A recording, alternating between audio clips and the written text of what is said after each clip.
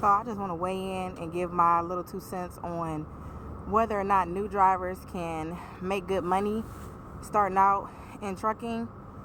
Just based off my experience, I am a chemical hauler now, but I didn't start out as a chemical hauler.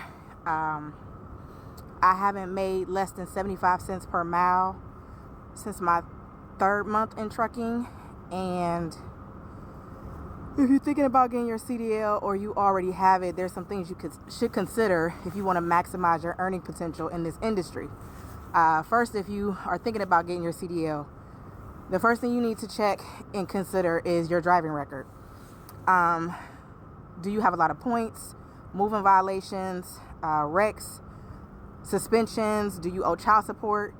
The higher paying carriers, that is the first thing they're going to look at when they pull your application.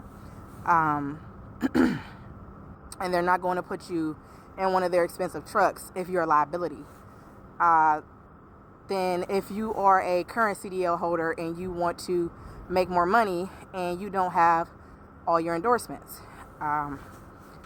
I have everything, as well as an unrestricted license, meaning I'm endorsed to drive a manual.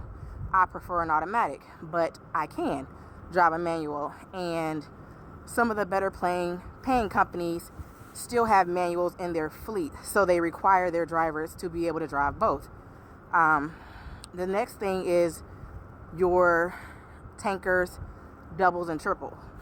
Those, well, where I'm from, those are free. I got those when I tested for my CDL permit. They were free, so I said, why not? Let me study for the test and take those. Next is my hazmat endorsement. The first company that I worked for that required it paid for it, so I didn't have to pay for it out of pocket. So I recommend that if you do want to drive hazmat, that you wait for the company to require it so that they pay for it, and your recertifications as well. But if you can't pass a federal background check, you can't haul hazmat.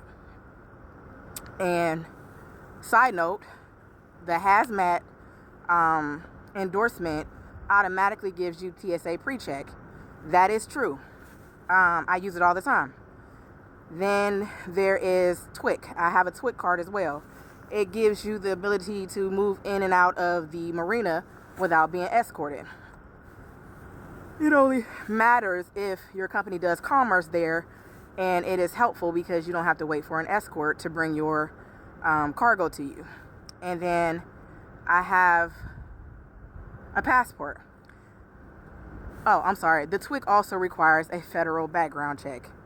Then there's my passport, which also requires a federal background check. My company does commerce in Canada.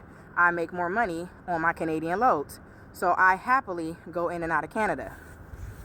I've been making over $125K since my first 12 months in trucking. There is good money to be made for new drivers, but only drivers who qualify for certain things. So that is something you very well must consider when you decide to get a CDL. That's my 2 cents.